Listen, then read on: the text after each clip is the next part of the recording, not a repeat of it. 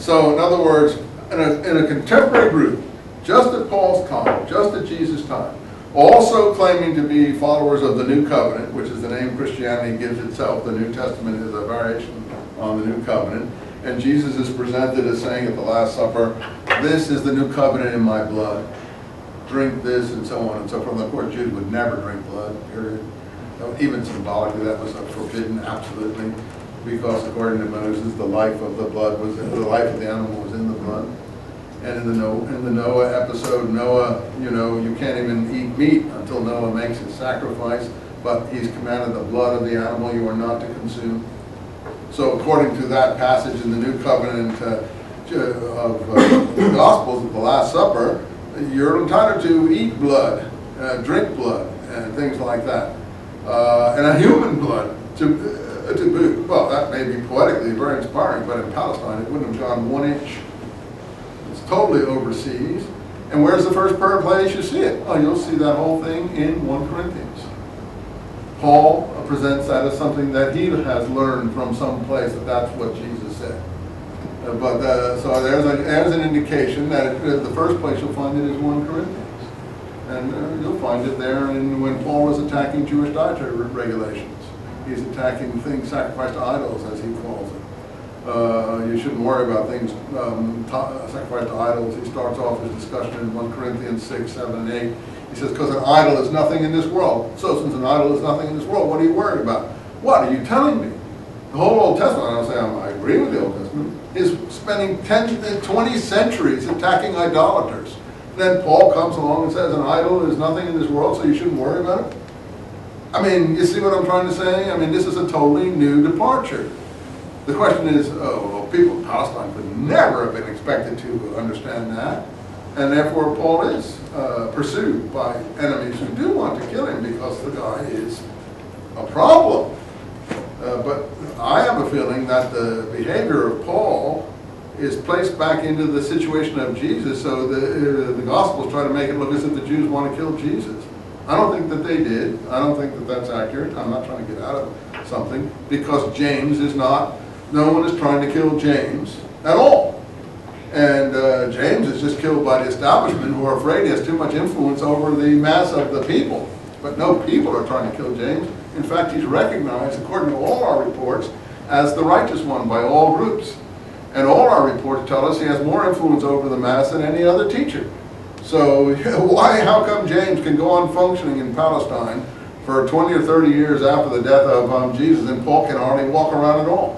Because James is not teaching what Paul is teaching, and he's not offending the person on the street. In fact, he's teaching things that they find attractive. In any case, be that as it may, James in his instructions, as we'll get to, I'm getting ahead of ourselves, even in Acts, says, when you teach, Paul comes to Jerusalem in Acts and meets James in Acts 15, we're way ahead of ourselves, and they have a conference called the so-called Jerusalem Conference. We don't know if this is accurate or not, because the we document, the accurate part of Acts, doesn't start till Acts 16 after this. All the stuff before Acts 16 has been created by somebody, and we don't know how accurate it is. But the point is, at this conference, James is pictured as agreeing that Paul can teach to the Gentiles. Only that they should be told, abstain from things sacrificed to idols,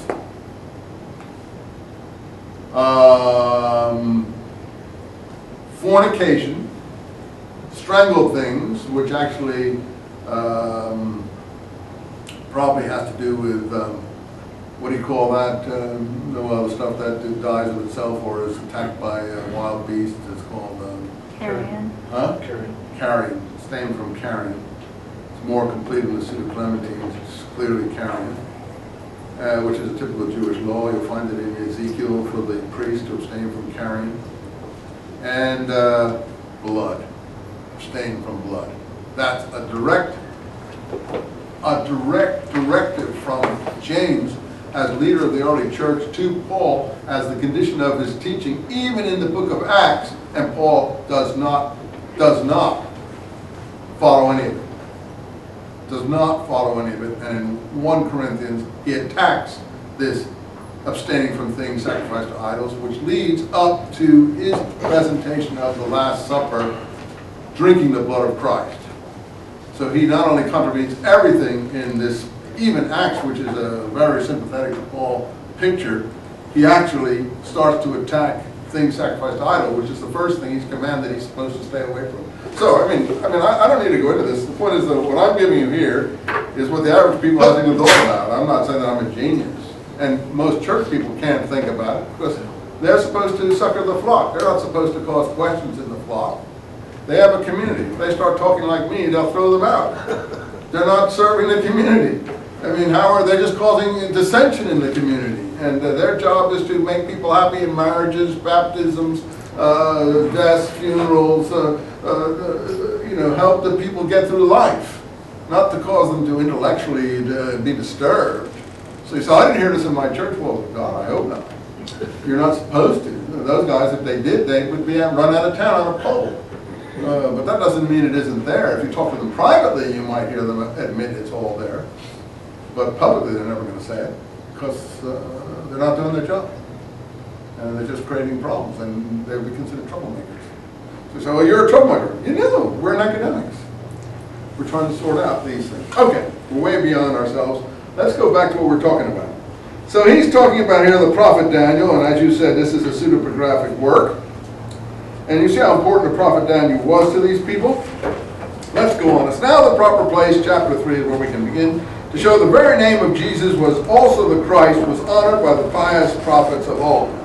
Now there Eusebius is showing off his knowledge of Hebrew. Eusebius is writing in the 300s. He was originally the bishop of Caesarea on the Palestinian coastline. So he came from Palestine. He's not a Jewish person from Palestine. Jewish life has been disrupted ever since the uprisings in the first century.